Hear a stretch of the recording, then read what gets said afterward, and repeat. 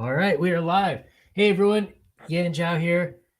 Today we've got Brandon Flynn from Phoenix Animation and talking about his Lewis Indiegogo, which is Galden. There we go. Whew. Sorry. I managed to boomer up just about every stream. So I had some audio technical difficulties. But here we go. Talking about Galden, which is a manga.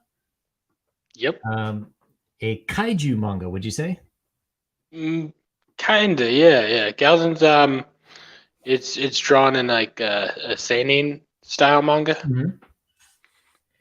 So, since most people tend to only watch the first couple minutes before tuning out, let's go over your campaign first, and then I definitely got some questions for you. Awesome, sounds good. All right, so why don't you walk us through this? All right, so Galden is a post-apocalyptic story.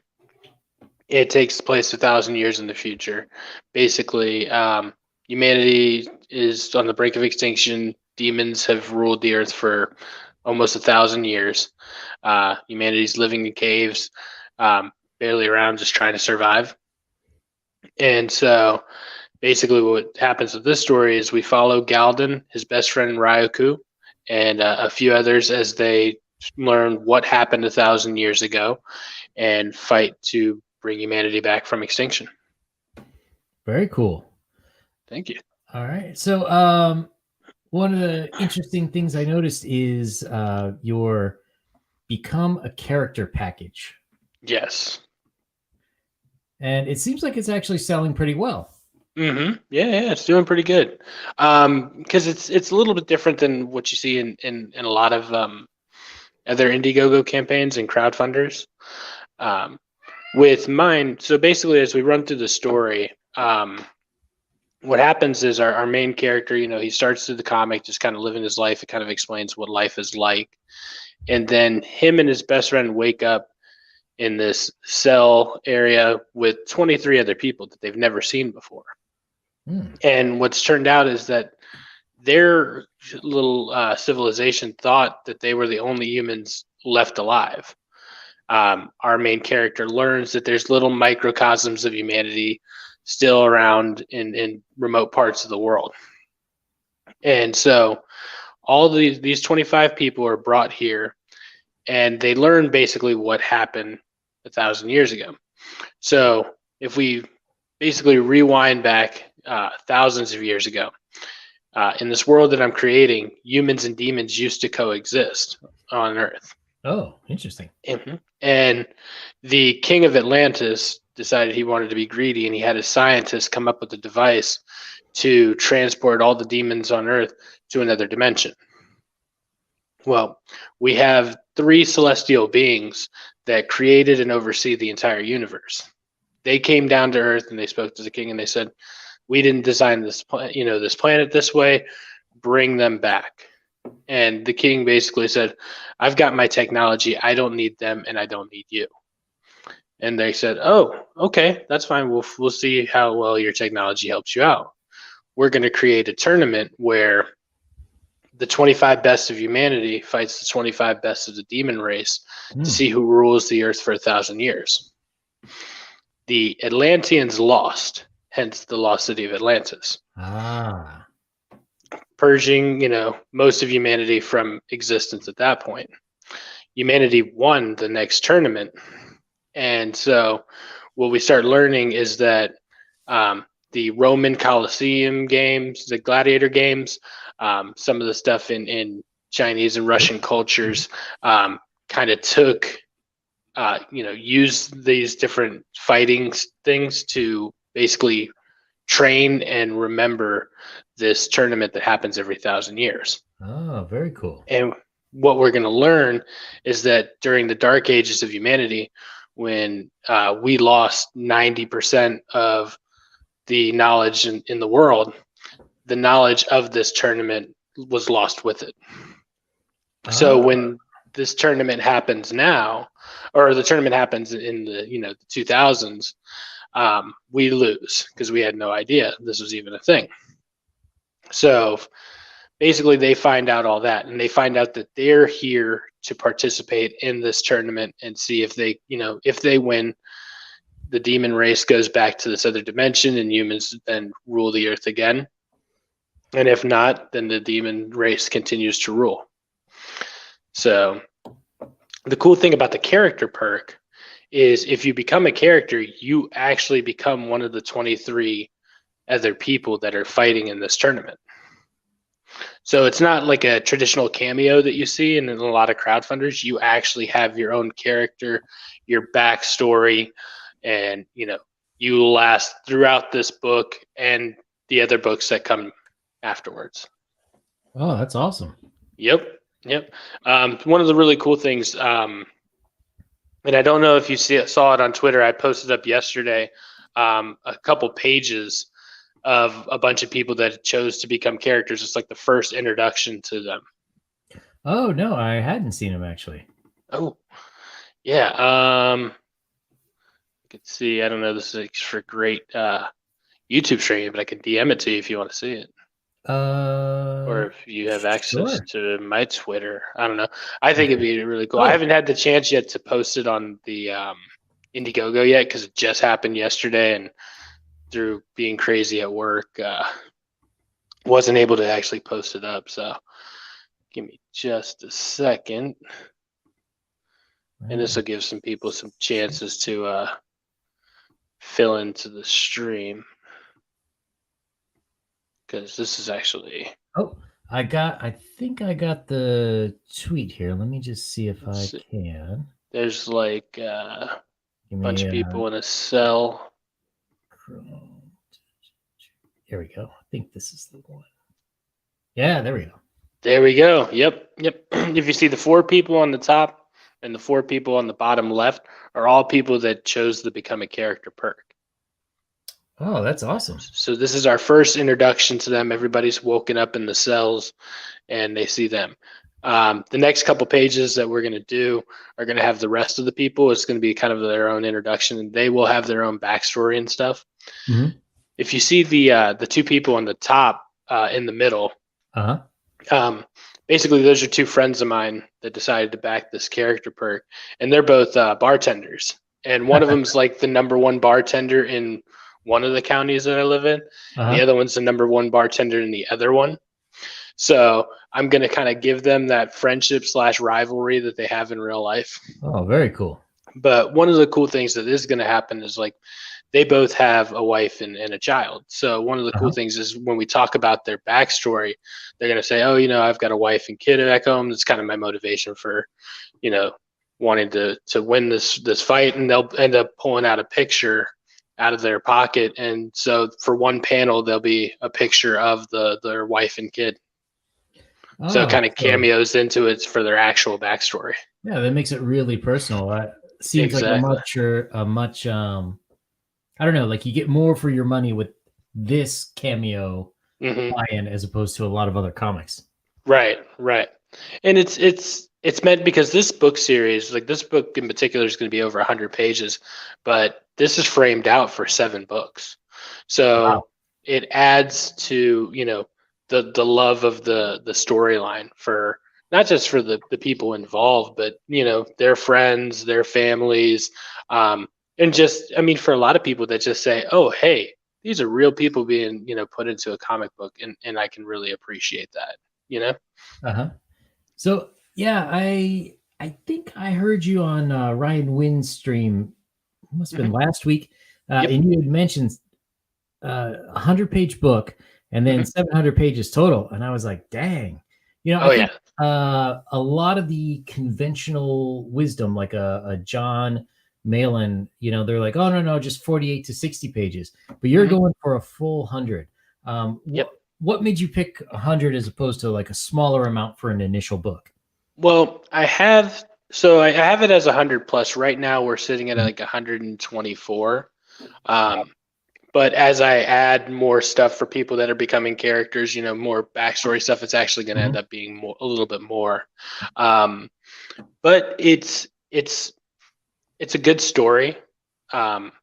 And for me to tell this story right, it's, you know what I mean, I've got to get a bunch of detail in there. Sure. And I want to give some, people a solid book to have in their hands.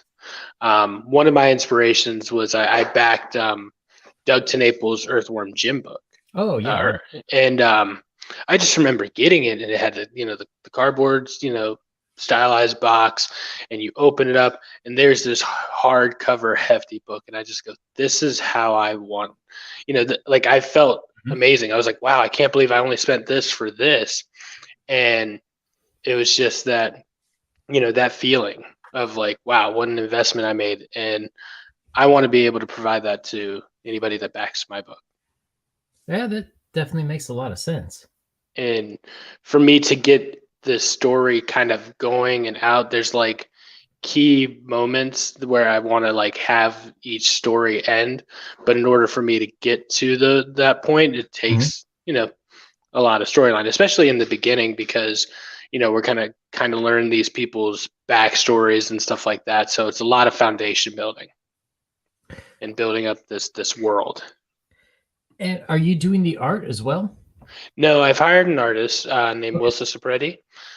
He's amazing. It's funny, when I came up with the idea for this book and stuff like 4 years ago, I was like, I really want to have it as a black and white, because it just kind of gives that flair of like, hey, this is a post-apocalyptic world.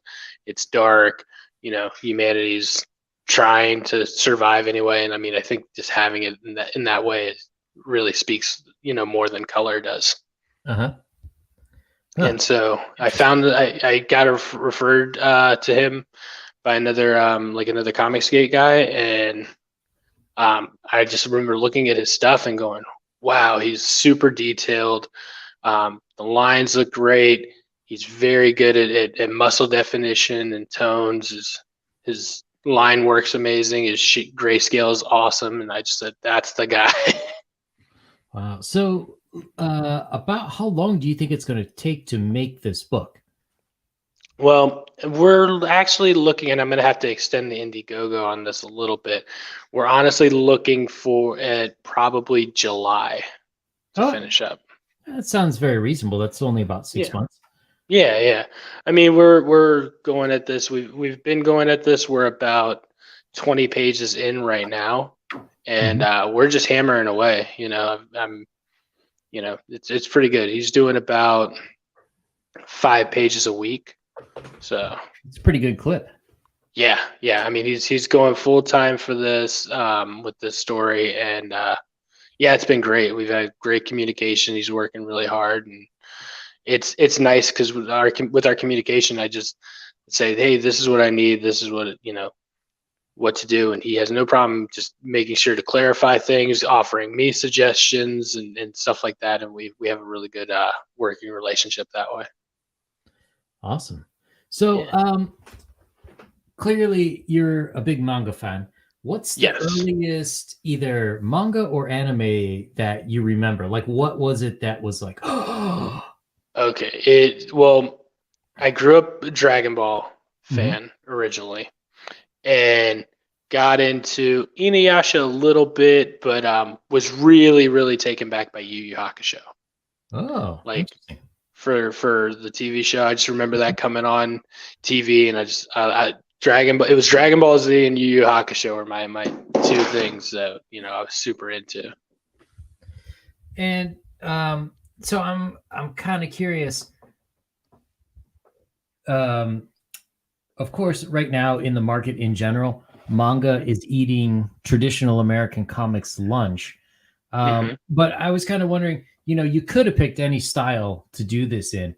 What was it about manga that you were like, oh yeah, it's got to be manga style for sure? Well, originally when I started going into the idea of creating this and reclaiming Zandara, it was originally I was just going to jump right into making an anime. And then I kind of realized how much that costs. Your 24 frame per second, really solid anime costs like 30 grand an episode. And I was like, well, I'm a FedEx driver. Like that's not going to work out at all. So I figured, okay, cool. I'll make the manga first. That'll get some people into it, and then I can turn it into an anime later. Oh, I see. And so it was actually really cool. I was talking to Vic Mignogna, who's the voice actor for Broly Oh, and Edward Elric. And originally was Reclaiming Zandara when I came up with that idea like 6 years ago. I was just like, man, the perfect character's voice for this would be Edward Elric. And I had no idea who Vic was. And, so I was talking to him about Reclaiming Zandara and Galden. He loved both ideas. And one of the things he was telling me is once you have the book done, I can literally take this to investors and help you get funding in order to turn this into a show. Oh, that would be awesome. And that's one of the reasons why my page is called Phoenix Animation, is because that's where I really want to go with this. Ultimate, like years down the road, the ultimate goal is to be able to have my own animation company, to produce these stories, some of the other ones that I've got going on in my head, but also to be able to, if anybody else in like CG or any other independent, creators wanted to have a cartoon or a show, they'd be able to do that. We'd be able to kind of work out some kind of partnership and be able to produce those things. Yeah, I mean, I definitely think that Vic was right about it. Most of those mangas that you see coming from Japan, they do most of the anime that you see coming from Japan do start off as manga to begin with. So there's already something to work with when you go into the animation stage. Right. And it helps too, because I mean, a lot of people are reading mangas, and so they'll, develop an attachment to the stories and stuff. And so when you do create the anime, there's already kind of a fan base there, and that's the nice part about doing the manga first.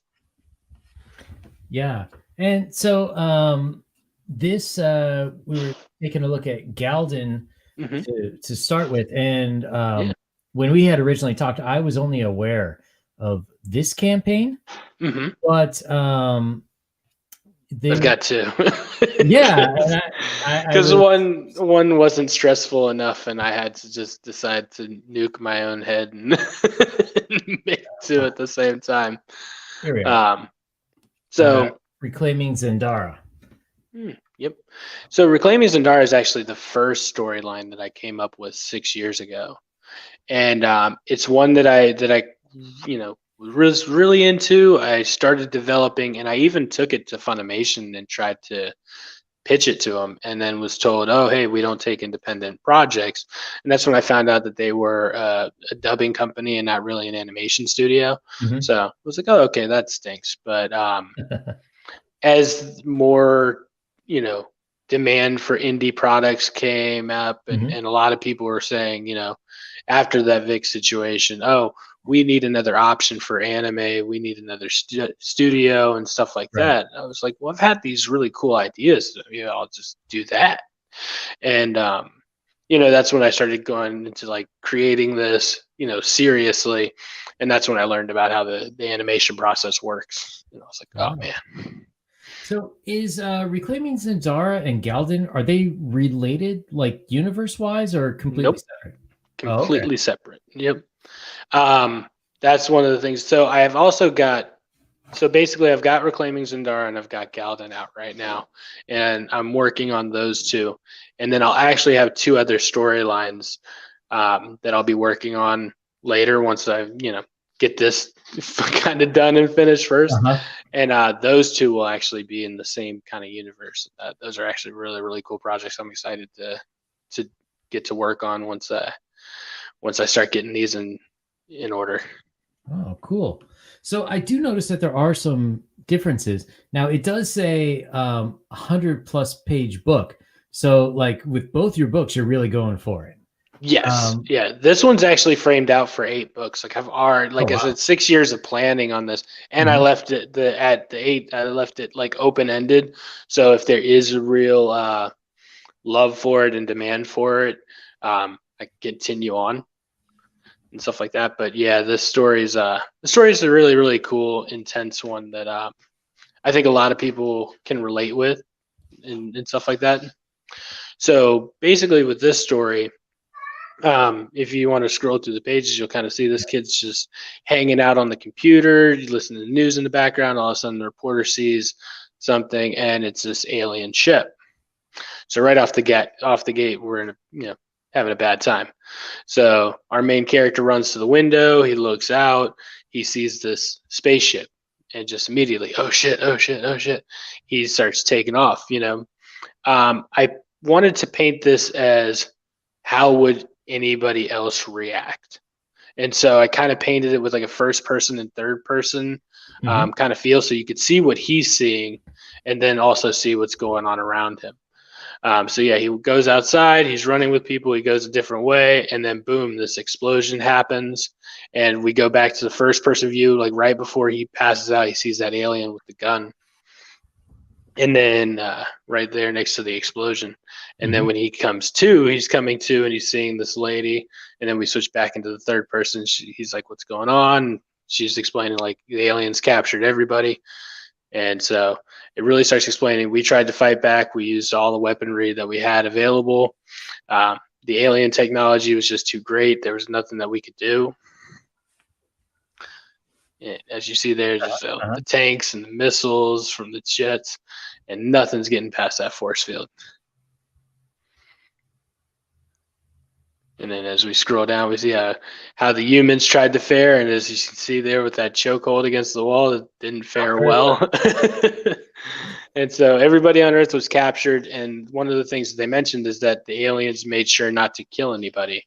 And they were trying to figure out, didn't understand why. So now they're back at the ship. And then he gets sucked into this tractor beam that takes him over to these two other aliens.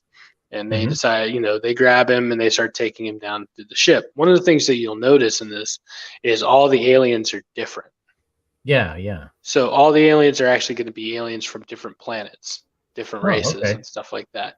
So it's kind of like a pirate ship of different aliens that are there doing this thing. And then they drag him in front of the alien leader here, this big, like 20-foot monstrosity. And very cool. Thank you. So our main character here, he's trying to negotiate. He's like, hey, man, I'll tell you all the good stuff to eat. There's plenty of good stuff to eat. It's definitely not me. I taste terrible. Don't eat me.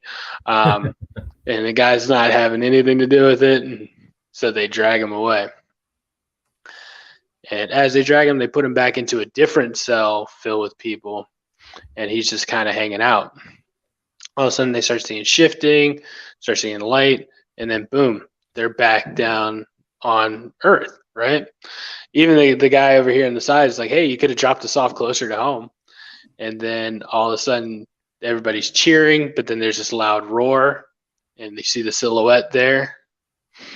And as we scroll down, there's this monster. And our main character realizes that this isn't Earth. And everybody scatters, and the chapter ends with everybody gone in empty field. So this is all chapter 1, and this is like my chapter 1 preview of what this story encompasses. Yeah. So out of curiosity, when I saw this with Galden at the same time, I was like, man, he's going for 2 Indiegogos at the same time. That's impressive. So out of curiosity, what made you decide to do it at the same time as opposed to one than the other? Well, I guess it was just because I've had a lot of time to develop these stories, and I've got 3 other ones that are full-length story things in my head that I've developed over the years. And when I decided to dive into this, I just decided to dive in really hard and start working on both storylines at the same time. And like I said, I'm a FedEx driver, so one of the things that I got kind of fortunate with is when COVID hit in March, my job was basically like, hey, do you want to work 7 days a week? And I was like, well, I kind of got to save up some money to get this thing going. Because to be honest, because I'm not anybody that anybody really knows, I wasn't sure if I was going to make the goals at all. And so I was like, so I made them flexible so that any money that is generated will go into the book along with the money that I've kind of been saving up from the extra days I've worked since March, to make sure that no matter what happens, anybody that backs these books are going to get the book, and the book that, the way that I want it to be, And how are you printing these? Are you doing like the sort of more of a modern high pound glossy paper, or are you going to go with a more like a newsprint like traditional manga would be? I was thinking the glossier stuff for Reclaiming Zandara here, just because I think it would help make the colors pop, but then the newsprint for Galden, because of the way the Galden's kind of formed with the black and white and grayscale. I think the news one would be better. Yeah, I have to say I agree with you there. Hang on one second. Yeah, there we go. Oh, okay. Now I got that working. Yeah, I mean, I can definitely see like this style is something that I think would really sing on newsprint. Mm-hmm. I agree. That's one of the things that I was thinking. Like, the glossy stuff on this wouldn't really. It's nice, but it doesn't give that good kind of matty type look that you want to get with something like this. Yeah, it doesn't really add anything. I think the more, if you're going to go the manga route, the more traditional look, at least in this case with a black and white, the newsprint I think is really going to make it stand out. Yeah, I agree. Let's see. And I did notice too on Zendara, you also have the same. Here it is. Become a character perk. Yes. So, I guess let me explain kind of what's going to happen and why these people are on this planet, because that'll actually make like a huge difference. So, the reason everybody was taken to before the alien leader is because the alien leader actually was looking into them to see, what kind of person they were. Everybody on this planet isn't everybody on Earth. Everybody that's on this planet are people that have done bad things during their life. He kind of played a judge kind of thing, was like looked into their hearts and said, okay, you've done some terrible things. What's going to happen with these people? It's going to kind of be like a Saw style thing where they're going to be put into a situation that is very similar to the things that they were doing on Earth. And so basically what they have to do is either realize that and realize they messed up and they can be saved, or they don't, or, and they die a horrible death. The reason being, and without going, I guess, too deep into detail, is the alien leader's homeworld. One of his people discovered this relic.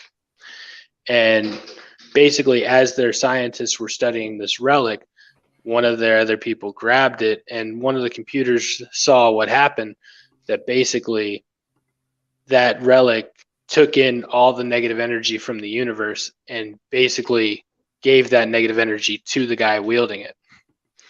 So that guy then turned on all his people, destroyed his whole planet, and our alien leader here actually, as a young child, barely got out with his life. If you look at him, he's all scarred up and stuff. That was from him literally trying to escape as a young boy. Because the computer said this feeds off of the negativity in the universe, he's doing what he thinks is right to purge negativity, whether by these people dying or changing. And so it's all meant to weaken this other being that took over his planet in order to stop him from taking over the universe. So Twitter is gone, basically. Yep. Twitter's all gone. Nope. Oh, that's interesting.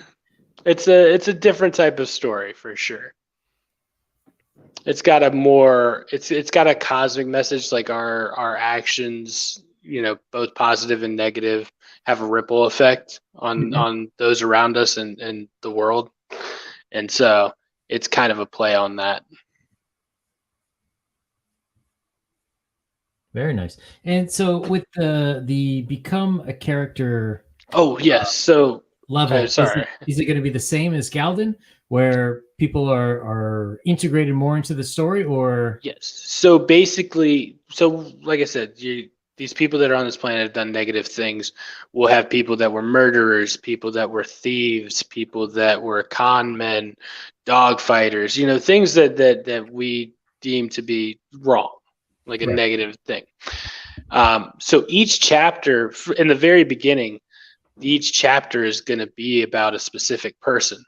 And so you'll kind of see this person, how they go through the earth, you know, through the planet, how these situations start happening to them, and then you'll see if they either figure out, hey man, what I was doing is similar to this, that's messed up, or they die a horrible death. So the become a character perk is basically just putting your face on that person. Basically you become that Mhm. person, and so you have your own chapter dedicated to you to see if you can get off the planet or not. Oh. And so you had mentioned that it was really shows like Dragon Ball Z and Yu Yu Hakusho that Mhm. really captured your imagination. Mhm. What sort of manga do you find yourself reading today, or anime?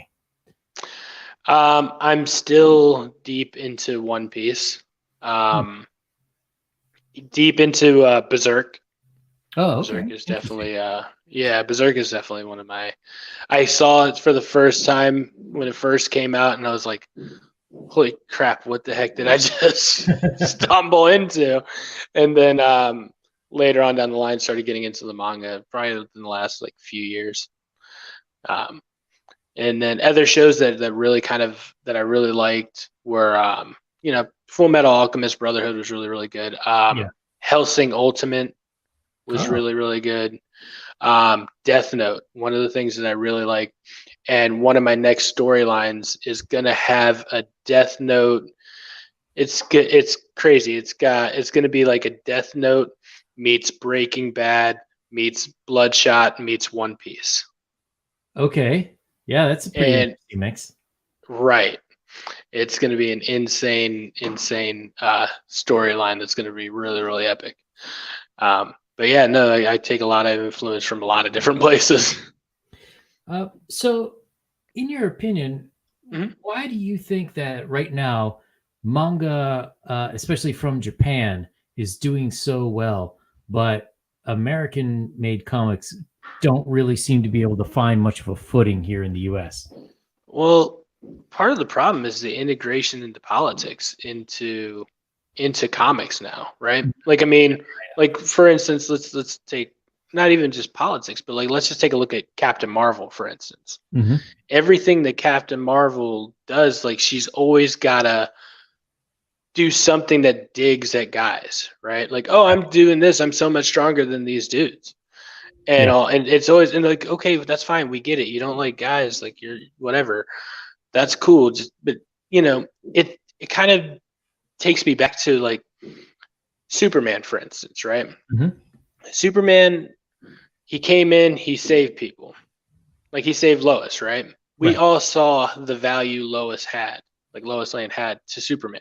Mm-hmm. Superman never went in and was like, "Hey, get out of the way, woman. How'd you get out of the kitchen?" Like he never made it wasn't like making a dig, which Right. is what I feel is everything that's going on in mainstream comics now. It's always to push a political agenda or to create like make this kind of dig with feminism. It's Mm-hmm. weird. Like with this whole new movement, it's one of the things that old school comics did. What primarily most of the superheroes were men. But Yeah. you had Wonder Woman and you had other, Superwoman and stuff like that. You had plenty of, female superheroes. But Mm-hmm. even then, um, with it being primarily male, it was they never degraded or demeaned women in comics. And so there was like, okay, you got this Superman comic. He's doing his thing. He's saving this woman. Like, that's great. But now it's like literally in your face to be like, okay, let's demean this guy. And the Yeah. weird thing with Marvel and DC is they're like, Marvel specifically, it's like, they're like, hey, why aren't guys buying this book? And then they're like, oh, guys don't like women that demean men? Oh, that's weird. And then they go to the feminists, they're like, hey, we've got this character that shits on men all day. And the feminists are like, yeah, that's great. You do that. You have that. And they're like, yeah, why don't you buy this and see more of it? And they're like, oh, I'm not into comics. And then Marvel's just sitting here like, oh, damn. And I mean, I think that's part of why mainstream comics are failing, is because they stop paying attention to their customer base. Basically, in order to try to get a new customer base, they shat on their current one. Yeah, And I definitely have to agree with that. and it's a crazy thing because it's a gamble that didn't pay off, and now they're stuck in the situation where you can't backpedal at this point, right? Like Marvel can't. There's no way they could be like, oh hey, hey CG guys, we messed up, Yeah. come back and love us again. No, CG exists now, and there's no kind of turning back from that. And now they just realized they made the wrong gamble. Yeah, it's definitely an interesting thing to me. I wonder if in some ways they were kind of like on the right path, but then took a weird turn somewhere. Because if you look at the history of comic books, you're absolutely right about the superhero stuff. But up through the 70s, there were a lot of other genres that were very popular. Even like in Marvel comics of the time, you'll see like the X-Men with Dracula, or Iron Man and or who was Iron Fist, I think, and Shang-Chi, they fought a werewolf, and all these other things, and there was horror in history, and there were comics, for women, and for some reason, most of the talent went to superhero comics, and all the other ones sort of withered and died by the 80s. So I wonder if, to an extent, they were on the right track. Like, hey, maybe that audience would want to come back, but they got completely the wrong crowd to make them. That's true. Because I mean, a part of it is realizing that you can create a book, you can create characters that without having to do that, any kind of demeaning stuff, right? Like take Galden, for instance. I said, hey, if you want to become a character, become a character. I'll give you a kick-ass backstory. I'm not going to treat anybody any different. You could be male, female, gay, straight, trans. Like, I don't care. If you want to be in this book, be in this book. And I can integrate somebody into a book where there's mutual respect amongst everybody, and that's empowering, right? Whereas with what we're seeing right now is mainstream is doing everything they can to demean and not empower. And that was the whole point in superheroes in the first place, is they were supposed to be better looking than us. They were supposed to be more moral than us. They were supposed to be the things that we aren't. That's why we were supposed to look up to them. And so, they've lost that. They really have. And that's one of the reasons why, like for sports, for instance, the 90s were amazing, right? Right. You had Michael Jordan, an icon. Now everybody can do, more than what Michael Jordan could do, but because he was the only one in his time to do it, people loved him and saw him as an icon. Now these guys are, in a different way, these guys are trying to normalize superheroes to now there's nothing special about them. And that's another reason why I think mainstream comics is losing. Yeah, I think you're right. And I think part of the unfortunate thing for them too was a lot of the manga, even stuff like Sailor Moon. It's aimed towards young girls, but it still more or less follows traditional structures. And it seems to me that when Marvel decided, like, okay, we're going to aim towards all these other communities, they dumped that traditional structure. So to most people, I think the stories are not very satisfying. Right. Like, it's all potato chips and no like meat and veggies. No, you're right. And that's that's the thing is like it's one of those things like the I am not Starfire thing. Uh-huh. There's like if you look through that, there's no substance to that. It's oh, I hate my life being the daughter of Starfire, and that's it. There's nothing to overcome.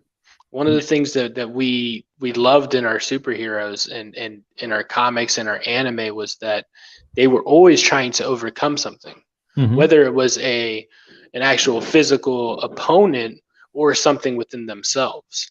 There was always something to overcome, something to be better. But this is like, oh hey, I'm miserable. I'm continuing to be miserable. Why did you watch me be miserable? And there's no hope in that.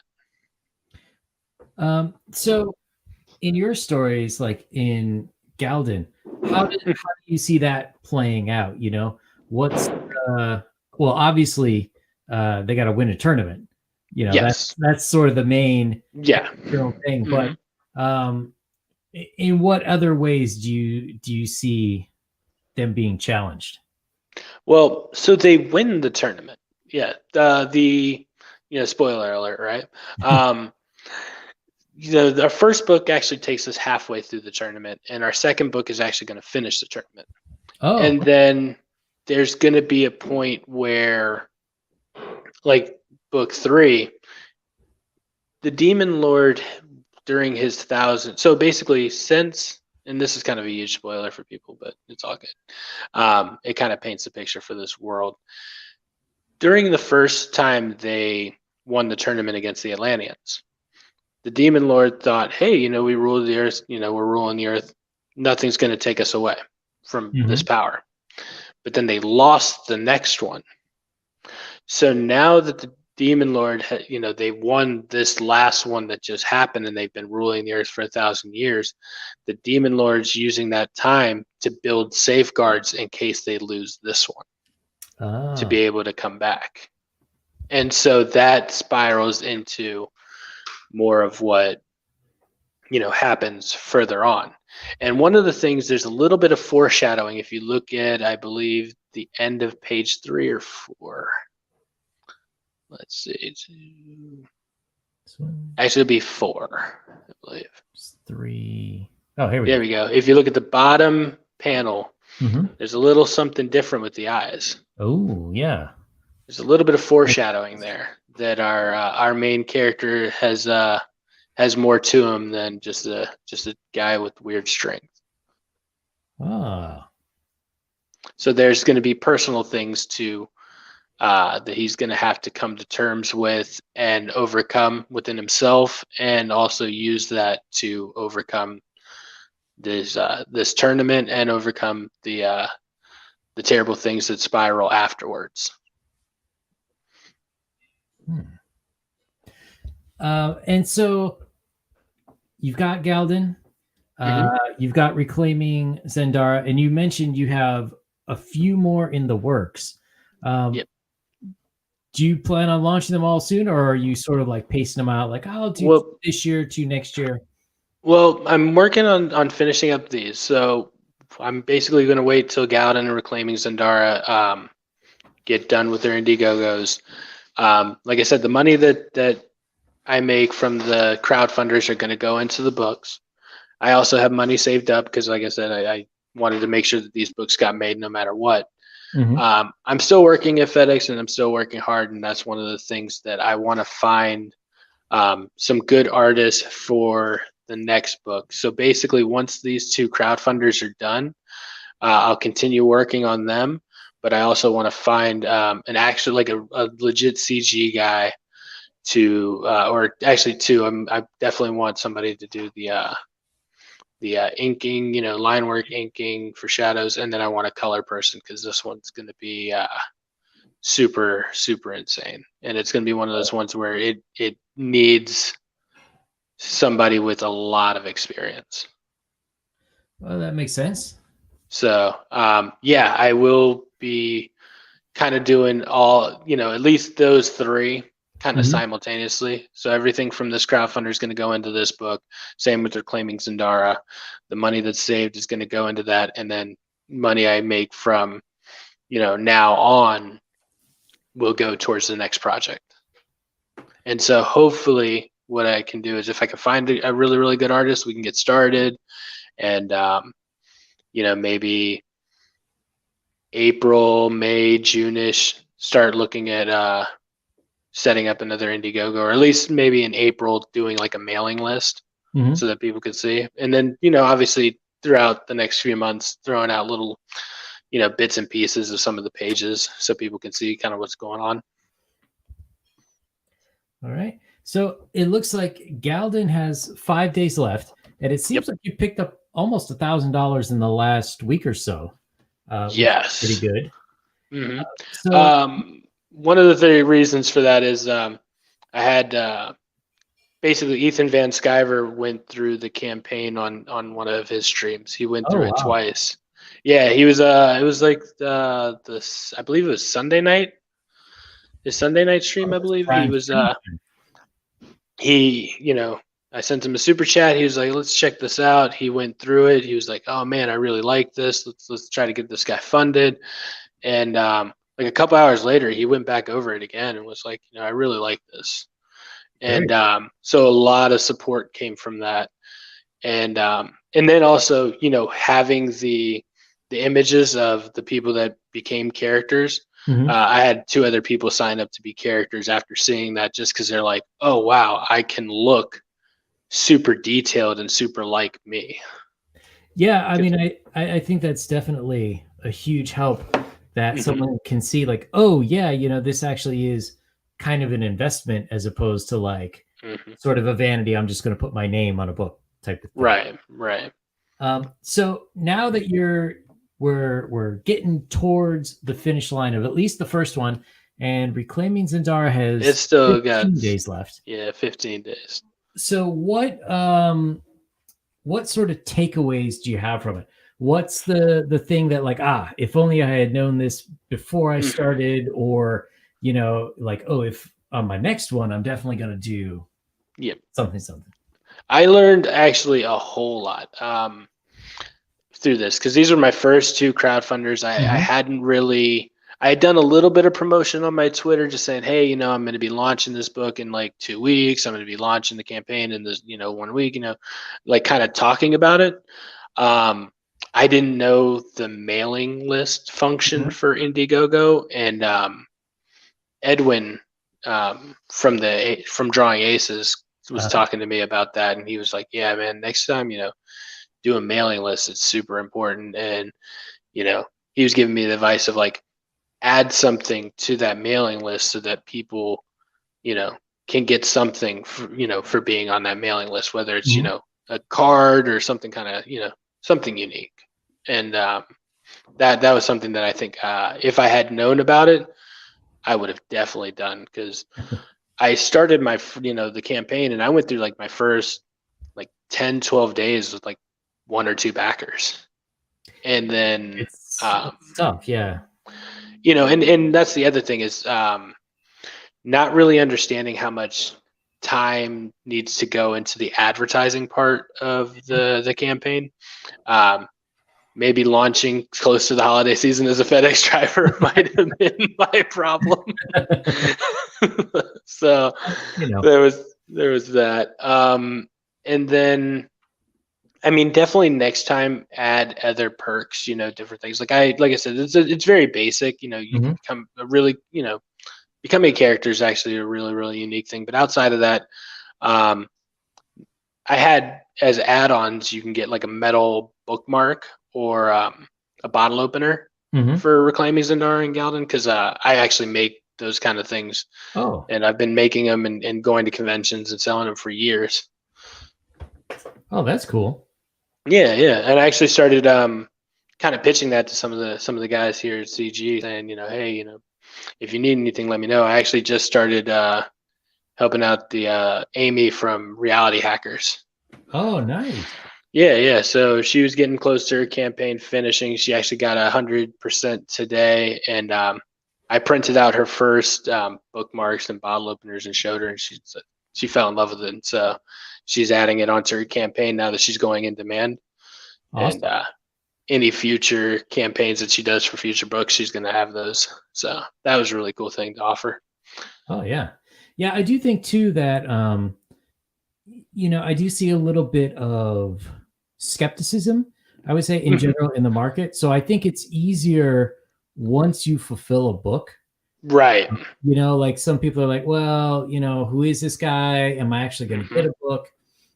Yeah, and I actually didn't know that that was kind of a thing that had gone on in the past with certain creators just kind of taking the money and going. And I was on Wise Guy's stream, and he was kind of explaining the difference between the fixed and flexible, and why the flexible people would be more apprehensive because they didn't know who I was. And he was like, well, now that you explain what you're trying to do, it makes sense. But if I don't know you and I see flexible girl, nobody knows who this guy is, yeah, I'm going to be less inclined to back it and risk the investment.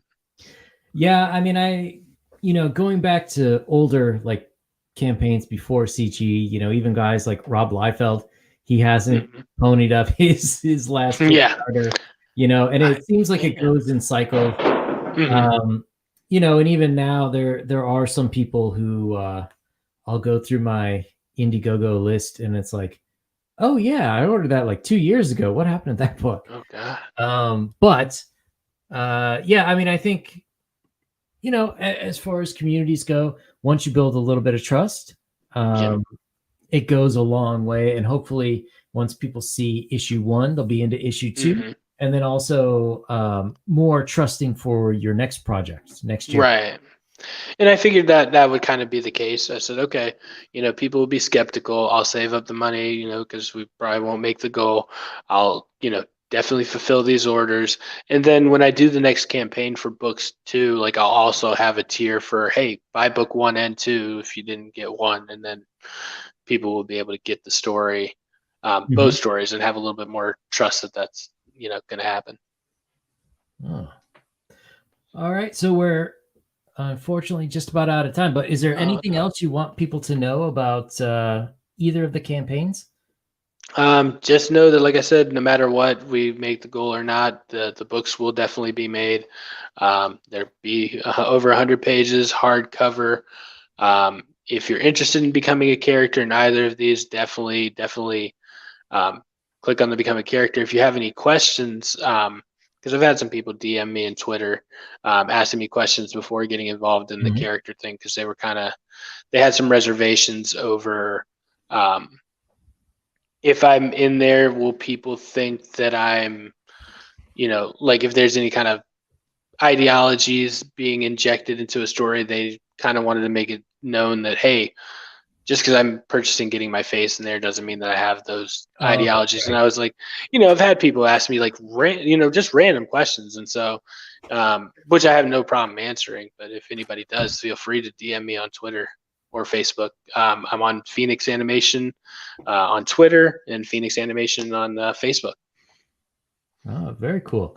All right. So Reclaiming Zandara, 15 days left, and Galden, 5 days left for the initial offering, about halfway there. So I backed this myself the other day, and Thank you. Anyone else who's interested, of course, you could be a character for 150, digital copies for 10, and the full book for $20. And the books will be the $20 books will all be autographed.